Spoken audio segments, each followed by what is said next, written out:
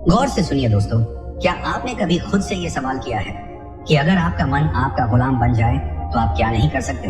क्या आपने कभी महसूस किया है कि आपकी जिंदगी में सबसे बड़ी लड़ाई बाहर की दुनिया से नहीं, आपके अपने मन से है? सुबह उठने का मन नहीं करता, कुछ नया सीखने का मन नहीं करता, बुरी आदतें छोड़ने का मन नहीं करता, गुस्सा आ जाता है, मन भटक जाता है, काम का मन नहीं करता, और फिर दिन के अंत में पछतावा होता है कि आज भी खुद से हार गया। कभी सोचा है कि ऐसा क्यों होता है? इस वीडियो में हम उसी गहराई तक उतरेंगे जहां से ये सारा खेल शुरू होता है, आपके मन से। और बात बस समझने की नहीं है, बात है जागने की, सच को देखने की और अपने मन को साधने की। क्योंकि जिसने अपने मन को साध लिया उसने सारा संसार जीत लिया। गौतम बुद्ध ने कहा था, मन ही सब कुछ है, तुम जो सोचते हो वही बन जाते हो। अब जरा सोचिए, अगर आपका मन ही बार बार सोचता है कि मैं कमजोर हूँ, मुझे नहीं आता, मेरा ध्यान नहीं लगता, तो वो सोच धीरे धीरे आपका सत्य बन जाती है। और यही है मन की सबसे बड़ी चाल। वो आपकी बनाई हुई आदतों, भावनाओं और यादों का गुलाम बन जाता है और आपको गुलाम बना देता है। मन एक बंदर की तरह है जो हर पल उछलता है, कभी भविष्य की चिंता में तो कभी अतीत के पछतावे में। आपके साथ भी होता है ना? आप कुछ करने बैठते हैं और अचानक मन कोई पुरानी बात याद दिला देता है, कोई दुख, कोई गलती, कोई डर, और फिर आप वहीं अटक जाते हैं, कुछ करते ही नहीं। आपका शरीर वहीं बैठा होता है पर मन कहाँ होता है कोई नहीं जानता। अब जरा सोचिए, ये वही मन है जो आपको महान बना सकता है अगर आप इसे समझ लें, इसे दिशा दे दें। क्योंकि मन खुद नहीं जानता कि क्या अच्छा है क्या बुरा है, वो तो बस जिस चीज को आप बार बार दोहराते हो उसी को सच मान लेता है। अगर आप हर रोज खुद से कहते हो, मैं कुछ नहीं कर सकता, मेरा मन नहीं लगता, मेरी किस्मत खराब है, तो मन वही दोहराएगा, वही परोसता रहेगा और आप उसी में डूबते जाओगे। पर अब वक्त आ गया है कि आप इस मन को पहचानो, इसका व्यवहार समझो, इसकी चालाकी पकड़ो और इसे खुद के अधीन करो। मनोविज्ञान कहता है कि हमारे 95% निर्णय हमारे अवचेतन मन से लिए जाते हैं। यानी हम जो सोचते हैं, जो महसूस करते हैं, उसका बड़ा हिस्सा हमें पता भी नहीं चलता और फिर भी वही हमारे जीवन की दिशा तय करता है। यानी अगर आपने अपने मन को सही प्रशिक्षण नहीं दिया तो वो बिना आपकी मर्जी के आपको वहां ले जाएगा जहां आप कभी नहीं जाना चाहते थे। अब एक बात ध्यान से समझो, अगर आपका मन ही नियंत्रण में नहीं है तो दुनिया का कोई लक्ष्य, कोई रिश्ता, कोई सफलता आपको संतोष नहीं दे सकती। क्योंकि उस सब को जीने के लिए सबसे पहले जिस चीज की जरूरत है वो है मन की स्थिरता। आधुनिक विज्ञान भी यही कहता है, दिमाग की वायरिंग और फायरिंग, यानी आप जैसे सोचते हो वैसे ही आप बनने लगते हो। हर बार जब आप नकारात्मक सोचते हो, आपका दिमाग उसी सोच की आदत डाल देता है और यही आपकी आइडेंटिटी बन जाती है। अब जरा रुकिए और सोचिए, क्या आप वाकई अपने मन के मालिक हैं या फिर आपका मन ही आपको चला रहा है? यही है वो सवाल जो इस वीडियो की शुरुआत है। क्योंकि जब तक आप इस सवाल का जवाब खुद नहीं ढूंढोगे तब तक कोई बाहरी ज्ञान, कोई मोटिवेशन, कोई तरीका काम नहीं करेगा। इस वीडियो में हम आपके सामने वो रहस्य खोलने वाले हैं जिसके बाद आप जानोगे कि मन को जीतना क्या होता है और कैसे हर आम इंसान अपने मन की शक्ति को जागृत कर सकता है। और याद रखिए, मन को जीतना कोई एक दिन का काम नहीं है, ये एक अभ्यास है, एक यात्रा है, एक युद्ध है जो हर दिन लड़ा जाता है। लेकिन अगर आप इस युद्ध को समझ लें तो जीत पक्की है। अब हम उस बिंदु पर पहुंच चुके हैं जहां से असली सफर शुरू होगा। इस सफर में हम जानेंगे मन को कंट्रोल करने की 5 सबसे शक्तिशाली विधियां जो न केवल आपके विचारों को बदलेंगे बल्कि आपके जीवन की दिशा ही मोड़ सकती है। तो बने रहिए इस वीडियो के साथ, क्योंकि अब जो आएगा वो सिर्फ जानकारी नहीं, जागृति है। पहली विधि, सकारात्मक आत्मवार्ता, पॉजिटिव सेल्फ टॉक। क्या आपने कभी अपने आप से कहा है, मुझसे नहीं होगा? स्विंगल, मैं हमेशा गलती करता हूँ। जरेनियम, मेरे बस की बात नहीं है। अगर हाँ, तो आज इस वीडियो को पूरा देखना आपके जीवन की दिशा को बदल सकता है। क्योंकि जिस व्यक्ति से आप सबसे ज्यादा बातें करते हैं वो कोई और नहीं, आप खुद हैं। और यही बातचीत आपके भविष्य की दिशा तय करती है।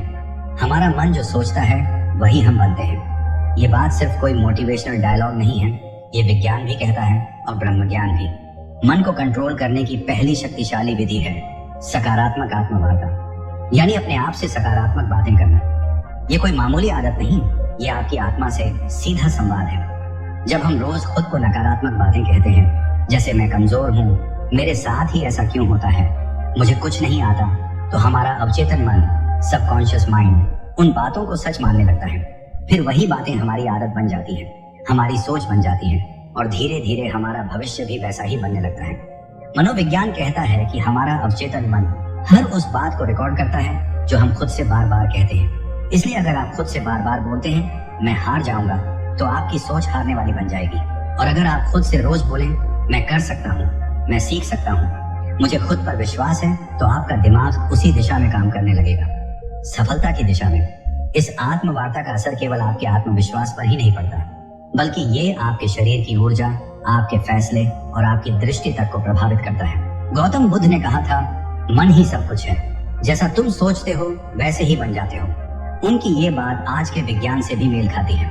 पॉजिटिव सेल्फ टॉक हमारे न्यूरॉन्स को नए रास्ते बनाने पर मजबूर करती है।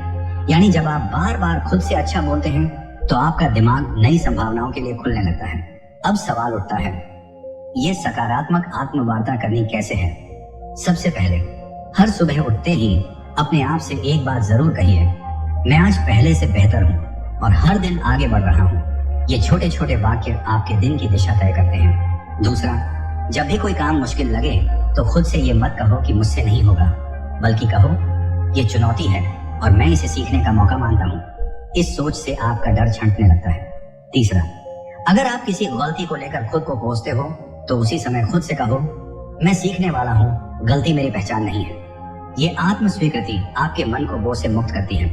दुनिया में कोई भी सफलता तब तक नहीं आती जब तक आप खुद पर विश्वास करना नहीं सीखते, और यह विश्वास तब पैदा होता है जब आप खुद से बात करना शुरू करते हैं सकारात्मक ढंग से। अब यहाँ एक बात और समझना बेहद जरूरी है। सकारात्मक आत्मवार्ता का मतलब ये नहीं कि आप हर हाल में खुद से झूठ बोलें, बल्कि इसका अर्थ है अपने अंदर की सच्चाई को देखना, समझना और उसे उन्नत दिशा में मोड़ना। अगर आप किसी कमजोरी को पहचानते हैं तो खुद से कहिए, हाँ ये मेरी कमी है, लेकिन मैं इसे सुधार सकता हूँ। बस यही सोच आपको हर दिन एक नए स्तर पर ले जाएगी। इस आदत को अपनाने के लिए आप एक छोटा सा अभ्यास कर सकते हैं।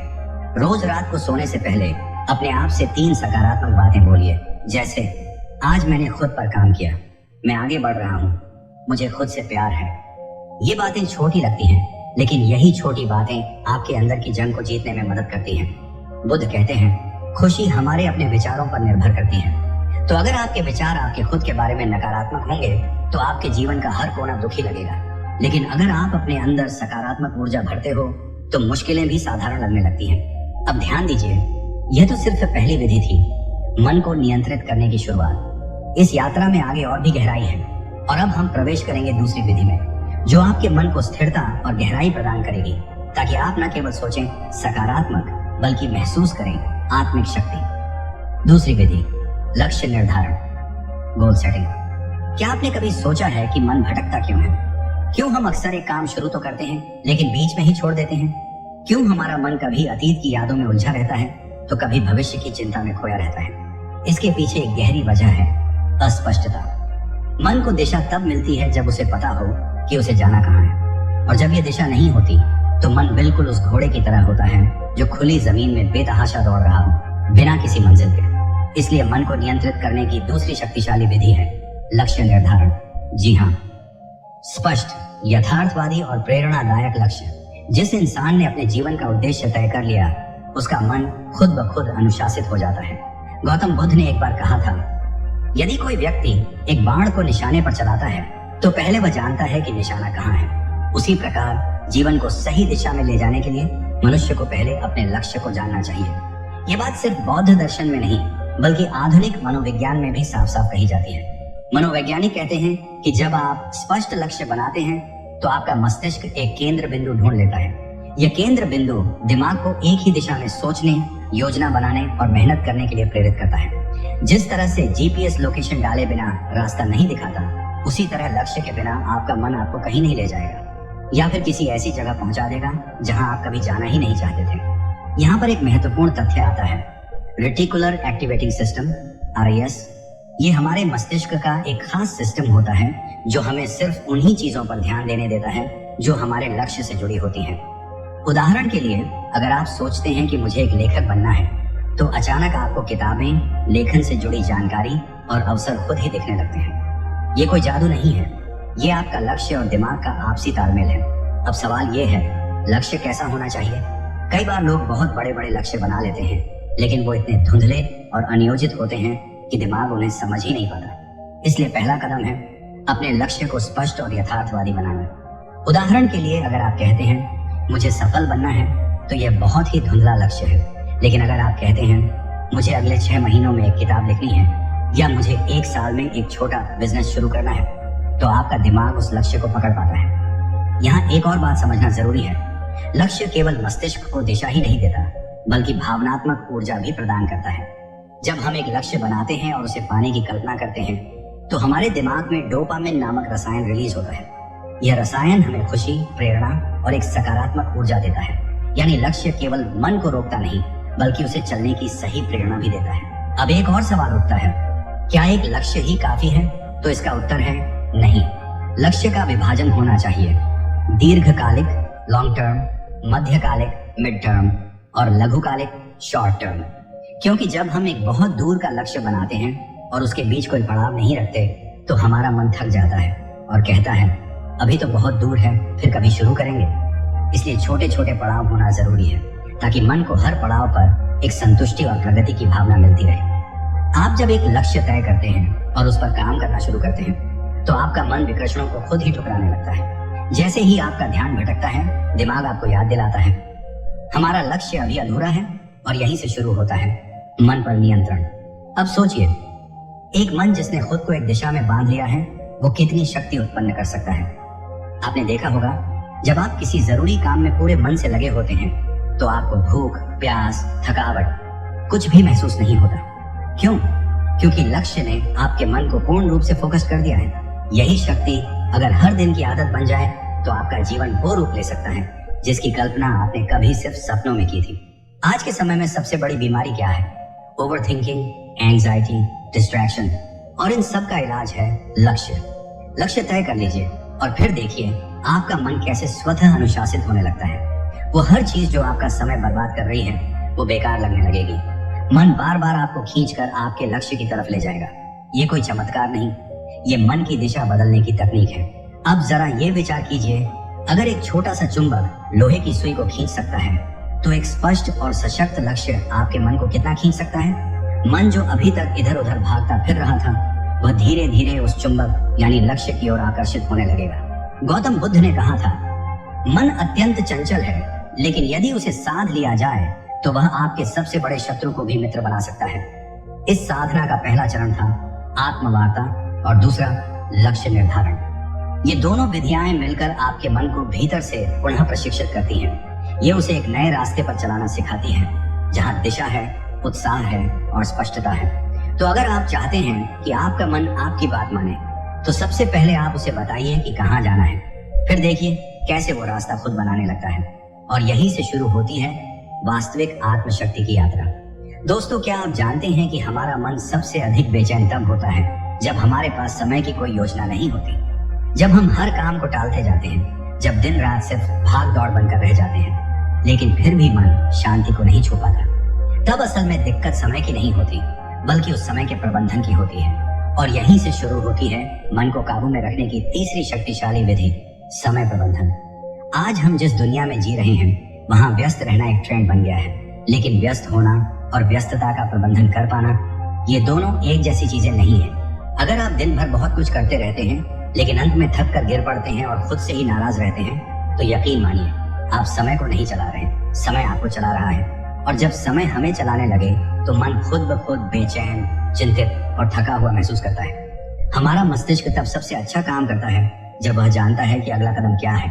मन को दिशा चाहिए, स्पष्टता चाहिए, और वह स्पष्टता आती है अच्छे समय प्रबंधन से।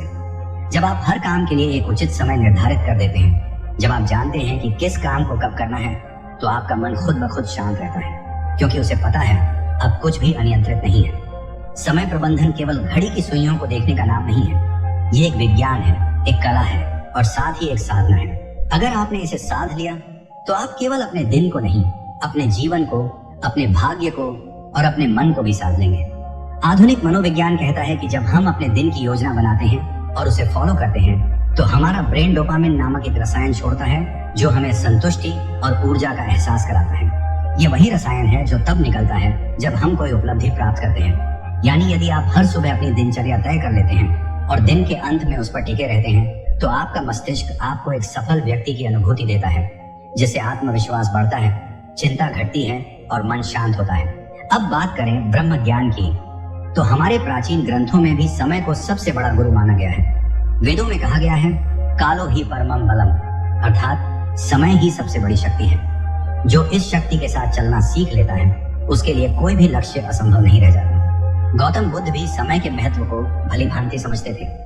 उन्होंने एक जगह कहा था, जो व्यक्ति एक क्षण को भी व्यर्थ नहीं जाने देता, वह जीवन को पूर्णता के साथ जीता है। बुद्ध के अनुसार जीवन की सच्ची शांति तभी संभव है जब हम हर क्षण में जागरूक रहें, हर पल का उपयोग करें। उन्होंने एक और अद्भुत बात कही थी, भविष्य की चिंता मत करो, भूतकाल के पछतावे में मत रहो, वर्तमान क्षण में जियो, क्योंकि यहीं पर जीवन है। समय प्रबंधन हमें वर्तमान में केंद्रित रहने की कला सिखाता है। जब हम अपने कार्यों को समयबद्ध करते हैं, तो हम अपने मन को अनावश्यक विचारों और चिंता से बचाते हैं। इससे मन न तो अतीत की गलियों में भटकता है, न भविष्य की अनिश्चितता में उलझता है। वह ठहरता है, जागता है और नियंत्रण में आता है।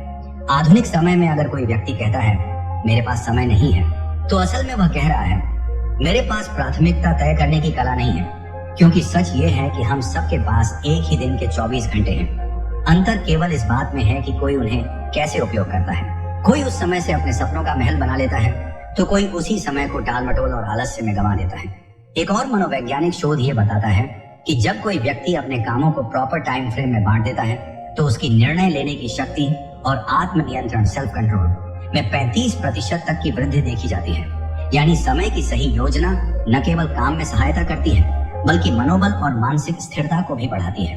अब सोचिए, अगर हर सुबह उठकर आप केवल इतना जान लें कि आज का दिन आपके हाथ में है और आपको इसे इस प्रकार जीना है कि शाम तक आपका मन थक कर नहीं बल्कि तृप्त होकर सोए, तो कितना बदल जाएगा आपका जीवन। आप स्वयं अनुभव करेंगे कि मन अब उतना बेकाबू नहीं है, विचारों का शोर कम हो रहा है और एक गहरी स्पष्टता जन्म ले रही है। समय का सही प्रबंधन एक तरह से अपने आप से किया गया सबसे सुंदर वादा है कि मैं अपने जीवन को अनमोल मानता हूँ और इसे यूं ही व्यर्थ नहीं जाने दूंगा। और जब ये भाव मन में दृढ़ हो जाता है, तब मन भी उसी अनुरूप काम करता है, वह आपके नियंत्रण में आने लगता है। तो यदि आप अपने मन को नियंत्रित करना चाहते हैं, शांत और स्थिर बनाना चाहते हैं, तो अपनी दिनचर्या को पुनः रचिए, हर घंटे का हिसाब रखिए और सबसे जरूरी, हर पल को पूरी जागरूकता और गहराई से जीने की आदत डालिए।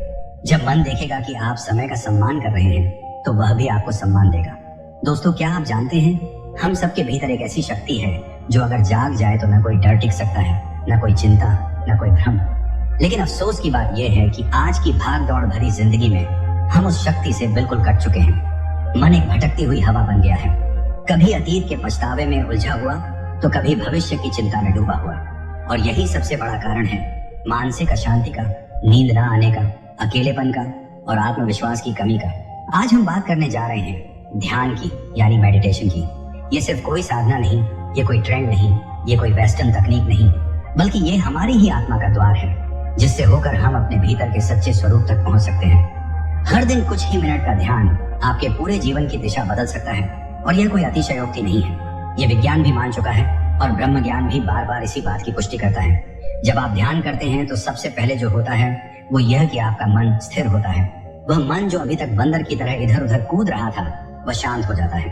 और जब मन शांत होता है, तभी तो आप अपने विचारों को स्पष्ट देख सकते हैं। ये क्लैरिटी ऑफ थॉट्स ही आपकी हर समस्या का हल है, क्योंकि समस्या से ज्यादा परेशान करने वाला तो भ्रम होता है, और भ्रम तब टूटता है जब विचारों में स्पष्टता आती है।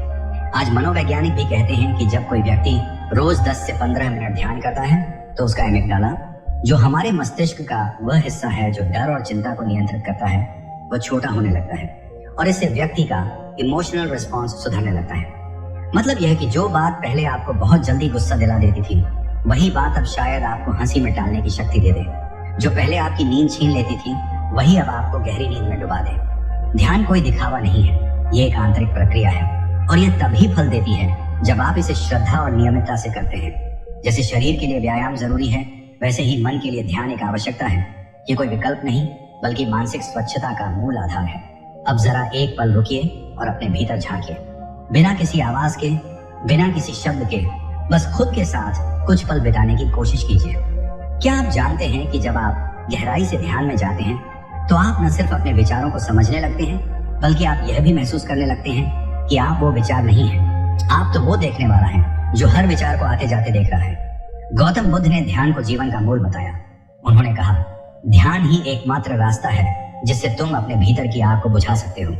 उन्होंने वर्षों तक मौन साधना की, अपने विचारों को परखा और उसी गहराई से उन्होंने संसार को बताया कि मनुष्य का दुख किसी बाहरी कारण से नहीं होता, बल्कि उसके मन की अस्थिरता ही उसका सबसे बड़ा शत्रु है और इस शत्रु को हराने का एकमात्र रास्ता ध्यान है। बुद्ध के अनुसार ध्यान तुम्हें साक्षी बनाता है और जब तुम साक्षी हो जाते हो तब तुम अपने डर को भी, अपने क्रोध को भी, अपनी व्यथा को भी बाहर से देख सकते हो और यही दूरी ही तो है मुक्ति की शुरुआत। आज जितना समय हम बाहरी चीजों पर खर्च कर देते हैं, मोबाइल स्क्रॉलिंग, टीवी देखना या बेवजह की बातचीत, अगर उसी में से हम सिर्फ 15 मिनट अपने लिए, अपने मन के लिए दे दें तो सोचिए हमारा जीवन कितना बदल सकता है। ध्यान करने के लिए किसी विशेष स्थान या किसी विशेष पद्धति की आवश्यकता नहीं, बस शांति हो, एक कोना हो और हो थोड़ी सी इच्छा खुद को समझने की, खुद से मिलने की। आप चाहे तो आंखें बंद करें, अपनी सांसों पर ध्यान दें, चाहे तो ओम का उच्चारण करें, चाहे तो सिर्फ मौन रहें।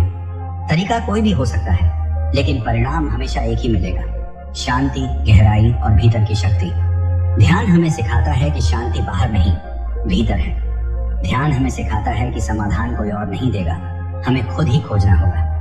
ध्यान हमें सिखाता है कि जब तक तुम अपने मन पर नियंत्रण नहीं करते, तब तक कोई भी चीज तुम्हें पूरी तरह संतुष्टि नहीं दे सकती, न दौलत, न रिश्ते, न सफलता। और अंत में एक बात जो सबसे जरूरी है, ध्यान कोई एक बार का प्रयोग नहीं है, यह एक निरंतर यात्रा है। जैसे जैसे आप इस यात्रा में आगे बढ़ेंगे, वैसे वैसे आप खुद को उस रूप में जानने लगेंगे जो आप वास्तव में हैं। आप पाएंगे कि आप सिर्फ एक शरीर नहीं, एक नाम नहीं, एक पहचान नहीं, बल्कि आप शुद्ध चेतना हैं, शुद्ध शक्ति हैं। और जब ये बोध हो जाता है, तब मन पर नियंत्रण कोई कठिन कार्य नहीं लगता। तब चिंता मिट जाती है, तब डर भाग जाता है, तब भीतर से आवाज आती है, अब तो मुक्त है। और ठीक यहीं से हमारी अगली विधि की शुरुआत होती है, जो इस शुद्ध चेतना को और अधिक गहराई से पहचानने की ओर हमें ले जाएगी। जब जीवन की आपाधापी हमें थका देती है, जब विचारों का शोर इतना बढ़ जाता है कि अपने ही मन की आवाज सुनना मुश्किल हो जाता है, तब हम अक्सर मानसिक शांति की तलाश में भटकते हैं। हर कोई यही सोचता है, कैसे अपने मन को काबू में लाया जाए, कैसे इस बेचैनी से बाहर निकला जाए, कैसे अपने जीवन को फिर से संतुलित किया जाए। आज हम बात कर रहे हैं उसी खोज के अंतिम पड़ाव की, मन को कंट्रोल करने की 5 शक्तिशाली विधियों में से 5वीं विधि की, जो दिखने में सरल है लेकिन इसके पीछे छुपी है अनंत शक्ति। यह विधि है शारीरिक व्यायाम, यानी रेगुलर फिजिकल एक्सरसाइज। अब आप सोचेंगे कि इसमें ऐसा क्या खास है, क्या वाकई शारीरिक व्यायाम से मन शांत हो सकता है? तो चलिए आज हम इस पर गहराई से बात करते हैं, सिर्फ शब्दों से नहीं, बल्कि विज्ञान, प्राचीन ज्ञान और अनुभव से जुड़े तथ्यों के आधार पर। सबसे पहले ये समझिए कि हमारे मन और शरीर का रिश्ता कितना गहरा है। जब शरीर में कोई बदलाव होता है तो उसका सीधा असर मन पर पड़ता है, और जब मन में कुछ चलता है तो शरीर भी उसका असर झेलता है। इसीलिए अगर आप अपने मन को नियंत्रित करना चाहते हैं तो शरीर को अनदेखा नहीं कर सकते। आधुनिक विज्ञान कहता है कि जब हम व्यायाम करते हैं, चाहे वो तेज चलना हो, योग हो, दौड़ना हो या कोई खेल, तो हमारा मस्तिष्क एंडोर्फिन्स नामक रसायन छोड़ता है, जिसे फील गुड हार्मोन्स कहा जाता है। ये वही रसायन है जो हमें सुकून देता है, तनाव को कम करता है और मन को स्थिर करता है। यही कारण है कि जो लोग रोजाना व्यायाम करते हैं वे मानसिक रूप से ज्यादा स्थिर, शांत और सकारात्मक बने रहते हैं। अब अगर हम प्राचीन ब्रह्म ज्ञान की ओर देखें तो वेदों और उपनिषदों में भी कहा गया है, शरीर माध्यम खलु धर्म साधनम, अर्थात यह शरीर ही धर्म पालन का पहला साधन है। जब शरीर स्वस्थ होगा तभी मन भी अनुशासित होगा और जीवन का लक्ष्य प्राप्त कर पाना संभव होगा। गौतम बुद्ध के जीवन में भी इसका विशेष महत्व देखने को मिलता है। बुद्ध ने अपने शिष्यों को केवल ध्यान और उपदेश ही नहीं दिए, बल्कि उन्हें नियमित रूप से चलने, शरीर को सक्रिय रखने और अपने शरीर के साथ अपने मन का भी ध्यान रखने की शिक्षा दी। जीवन में मध्य मार्ग अपनाओ, ये बुद्ध का सबसे बड़ा संदेश था। न तो शरीर को इतना थकाओ कि वह टूट जाए और न ही उसे इतना आराम दो कि वह जड़ हो जाए। संतुलन ही असली साधना है। ध्यान दीजिए, जब आप थके हुए होते हैं, तनाव में होते हैं या क्रोध में होते हैं तो आपका शरीर कैसा हो जाता है? आपकी सांसें तेज चलने लगती हैं, मांसपेशियां कस जाती हैं, नींद उड़ जाती है और पेट में गड़बड़ी होने लगती है। ये सब शरीर के अंदर का संकेत है कि मन ठीक नहीं चल रहा। लेकिन जैसे ही आप व्यायाम करते हैं, श्वास गहरी होती है, शरीर में ऊर्जा दौड़ती है, नींद सुधरती है और मन हल्का लगने लगता है। इसका एक और गहरा पक्ष है जो बहुत कम लोग समझते हैं। जब आप व्यायाम करते हैं तो आप अपने शरीर से जुड़ते हैं। उस क्षण आप वर्तमान में होते हैं, अभी और यही है being in the present moment, जो कि ध्यान का सबसे मूल सिद्धांत है। और जब आप इस तरह से हर दिन अपने शरीर के साथ उपस्थित रहते हैं तो धीरे धीरे आपका मन भी आपके नियंत्रण में आना शुरू करता है। व्यायाम का मतलब सिर्फ जिम जाना या भारी वजन उठाना नहीं है। यह तो आपकी दिनचर्या का एक हिस्सा बन सकता है, जैसे सुबह की सैर, सूर्य नमस्कार, प्राचीन योगासनों का अभ्यास या यहाँ तक कि खेतों में काम करना भी एक तरह का व्यायाम है। सवाल ये नहीं है कि आप क्या करते हैं, सवाल ये है कि आप कितनी नियमितता से करते हैं और कितनी श्रद्धा से करते हैं। और एक बात हमेशा याद रखें, जब आप अपने शरीर को रोज सुधारते हैं तो आप अनजाने में अपने मन को भी एक नई मन को नियंत्रित करना कोई एक दिन का काम नहीं है। ये एक यात्रा है आत्मज्ञान की, अनुशासन की और अपने भीतर की शक्ति को पहचानने की। जब आप अपने मन को समझना शुरू करते हैं, उसे दिशा देना सीखते हैं, तो आप खुद महसूस करेंगे कि जीवन में कितनी शांति, स्पष्टता और ऊर्जा आ गई है। आज से ही छोटी शुरुआत करें, ध्यान करें, अपनी सांसों पर ध्यान दें, अपने विचारों को देखें और हर दिन खुद से जुड़ने का प्रयास करें। एक दिन, 2 दिन, 1 हफ्ता और धीरे धीरे आप अपने भीतर के उस मौन को महसूस करेंगे जो अब तक बाहर की दुनिया के शोर में खो गया था। और याद रखिए, मन पर विजय ही जीवन की सबसे बड़ी जीत होती है। अगर आपको यह वीडियो पसंद आया हो, अगर आपको इससे कुछ सीखने को मिला हो, अगर इन बातों ने आपके मन को छुआ हो, तो कृपया इस वीडियो को लाइक करें, अपने दोस्तों और परिवार के साथ शेयर करें और हमारे YouTube चैनल को सब्सक्राइब करें। आपका एक एक सब्सक्राइब हमें प्रेरणा देता है कि हम आपके लिए और भी गहरा और भी सार्थक ज्ञान लेकर आए। हमारा उद्देश्य सिर्फ वीडियो बनाना नहीं, बल्कि आपके जीवन में एक सकारात्मक बदलाव लाना है। तो जुड़िए हमारे साथ इस आत्म विकास की यात्रा में, क्योंकि आने वाले वीडियो में हम बात करेंगे एक ऐसे विषय पर जो आपके जीवन के हर कोने को रोशन कर सकता है। धन्यवाद। शांत रहिए, जागरूक रहिए और अपने भीतर की शक्ति को पहचानते रहिए।